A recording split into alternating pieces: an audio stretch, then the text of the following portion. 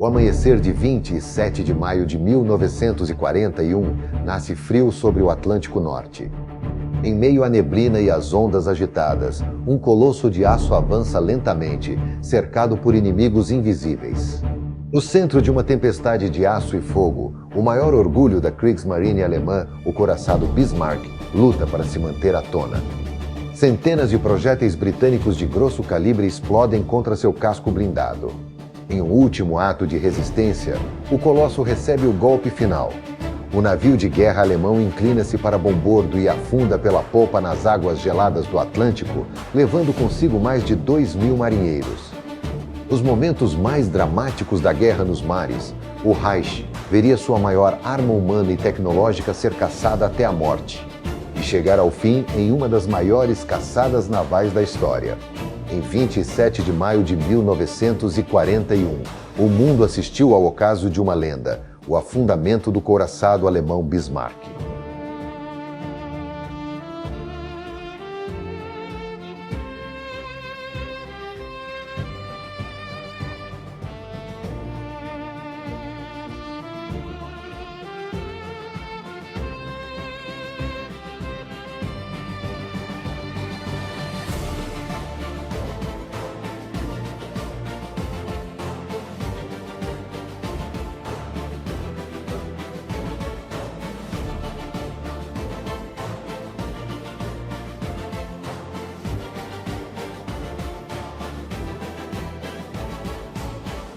Em maio de 41, a Segunda Guerra Mundial já consumia a Europa.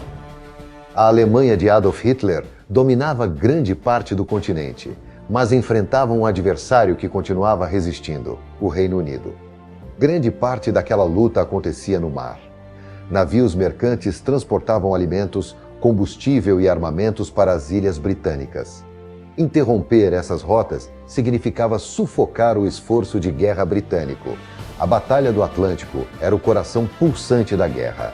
A Inglaterra dependia de rotas marítimas para sobreviver. Sem suprimentos vindos pelo oceano, o país capitularia, e Hitler sabia disso. E foi nesse contexto que a Kriegsmarine decidiu lançar uma de suas operações mais ambiciosas. O Bismarck, acompanhado do cruzador pesado Prinz Eugen, recebeu a missão de atacar os aliados no Atlântico. O navio que foi construído com um único propósito, estrangular essas rotas. Era uma verdadeira fortaleza flutuante. Com mais de 250 metros de comprimento, blindagem maciça e 8 canhões principais de 380 milímetros, era considerado um dos navios mais poderosos já construídos. Mais rápido do que qualquer navio de guerra britânico. Mais blindado do que qualquer coisa que os aliados podiam lançar contra ele. Para a Marinha Real, o Bismarck não era apenas uma ameaça militar. Era um símbolo do poder crescente de Hitler sobre os mares. Quando o couraçado partiu de Gdynia, na Polônia ocupada, em maio de 1941, os britânicos entraram em pânico, e tinham razão para isso. Mas sua presença no oceano não demorou a ser descoberta. Em 24 de maio daquele mesmo ano, no Estreito da Dinamarca, ocorreu o primeiro grande confronto. O Bismarck encontrou a frota da Marinha Real Britânica, Royal Navy, o HMS Hood, o maior navio de guerra do Império Britânico e o orgulho da Marinha Real, avançou para o confronto. Uma salva disparada pelos canhões alemães atingiu o lendário HMS Hood. O Bismarck atingiu o paiol de munições do Hood. A explosão foi tão violenta que o navio simplesmente desapareceu. E uma explosão colossal rasgou o navio ao meio. Em menos de 3 minutos, o orgulho da Marinha Real afundou no fundo do mar. Dos mais de 1.400 tripulantes, apenas 3 sobreviveram. A notícia sacudiu Londres. A destruição do Hood tornou-se uma questão de honra nacional. Churchill, pessoalmente, deu a ordem: afundem o Bismarck. Imediatamente, a Marinha Real iniciou uma das maiores caçadas navais da história. A Royal Navy mobilizou quase toda a sua frota no Atlântico. Mais de 40 navios, aeronaves, submarinos. Uma caçada sem precedentes na história naval. Navios surgiam de todas as direções. Aeronaves de reconhecimento varriam o oceano. O objetivo era impedir que o Bismarck escapasse para um porto seguro na França ocupada. Apesar da vitória, o encouraçado alemão também havia sofrido danos. O impacto britânico provocou vazamento de combustível e reduziu sua autonomia. A partir daquele momento, a fuga tornou-se uma corrida contra o tempo. Por 3 dias, o Bismarck escapou. Mas então, na madrugada de 26 de maio, ocorreu o evento que mudaria seu destino. Aviões torpedeiros Fairey e Swordfish, lançados do porta-aviões HMS Ark Royal, atacaram o navio alemão. Um avião lento, antiquado, praticamente um relicário voador, lançou um torpedo que acertou o leme do Bismarck em cheio. A maioria dos torpedos causou danos limitados. Um deles, porém, atingiu a popa. O impacto travou o leme do encouraçado. O Bismarck perdeu sua capacidade de manobra. O gigante perdeu o controle da direção. Ele girava lentamente em círculos no oceano. Preso em círculos lentos no meio do Atlântico, o Bismarck estava condenado. A presa estava encurralada. A tripulação tentou de tudo. Mergulhadores arriscaram a vida nas águas geladas para tentar reparar o leme sob fogo. Não havia nada a fazer.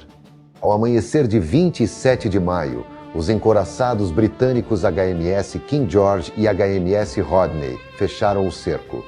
O ataque começou às 8h47. O que se seguiu foi um bombardeio devastador. Durante quase 2 horas, o Bismarck foi atingido repetidamente. Projéteis de grande calibre atingiam o casco alemão. Torres de artilharia eram destruídas. Incêndios espalhavam-se pelo convés. Equipamentos de direção e comunicação deixavam de funcionar. A superestrutura, que um dia foi símbolo de invencibilidade, virava destroços. E mesmo sob fogo intenso, a tripulação continuava lutando. Mas a superioridade britânica era esmagadora. Mesmo destruído e com centenas de homens mortos a bordo, o casco resiste. O Bismarck se recusava a afundar. Após dezenas de impactos diretos, o navio alemão tornou-se uma carcaça em chamas. Sem capacidade de combate e gravemente danificado, o navio começou a adernar. E para evitar sua captura, marinheiros alemães abriram válvulas e iniciaram o autoafundamento da embarcação.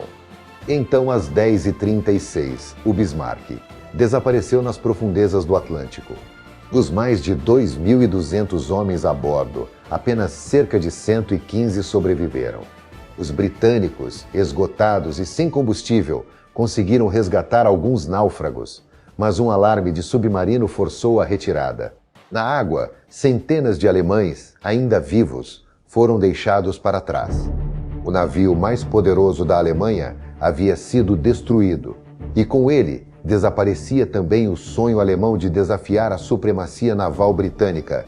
A morte do Bismarck não encerrou a guerra no Atlântico, mas simbolizou o fim do plano de superfície alemão de desafiar o controle marítimo aliado. Após o naufrágio, Hitler perdeu a fé em seus grandes couraçados. A era dos gigantes de aço estava chegando ao fim. O futuro da guerra naval pertencia aos submarinos e às aeronaves. Para os britânicos, foi uma vingança dolorosa e simbólica. O grito Sink the Bismarck tornou-se um marco do conflito naval que marcou a Segunda Guerra Mundial. Décadas depois, em 1989, liderado pelo explorador Robert Ballard, os destroços do encouraçado seriam encontrados a quase 5.000 metros de profundidade no Atlântico. E lá permanecem até hoje, silenciosos, intactos em grande parte, como uma cápsula do tempo da Segunda Guerra. O Atlântico finalmente silenciava, enquanto o mundo começava a compreender que nem mesmo o aço mais forte pode resistir ao peso da história e da determinação humana. E a mais de 4.000 metros de profundidade, o orgulho de uma nação repousa em silêncio absoluto, sepultado não apenas pelo mar, mas principalmente pelo peso de seus próprios ideais. Até a próxima.